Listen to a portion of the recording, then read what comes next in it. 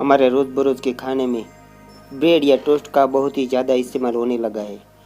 तो क्या आपको पता है, जब ब्रेड या टोस्ट हम खाते हैं तब उसमें से एक अजीब प्रकार की आवाज़ आती है, और क्यों आती है? ब्रेड या टोस्ट की आवाज़ सिर्फ हमें ही क्यों सुनाई देती है? आज हम इसके बारे में जानेंगे। नाश्ते के रूप में ज़्यादा इस्तेमाल होने वाला, प्रयोग की जाने वाली ब्रेड या टोस्ट को खाते समय एक शोर सुनाई देता है। इससे हमें ऐसा एहसास होता है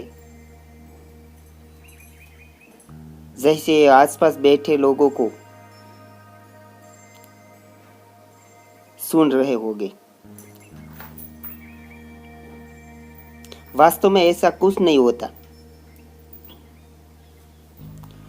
कुछ सूखा या कुरकुरी चीज खाने पर होने वाली आवाज सिर्फ हमें ही सुनाई देती है, दूसरों को नहीं सुनाई देती। ऐसा इसलिए होता है क्योंकि हवा के माध्यम से कान तक पहुंचने वाली ध्वनि हल्के शोर के समान लगती है। वही ध्वनि जब दांतों के द्वारा खोपड़ी के ठोस रेशों से होकर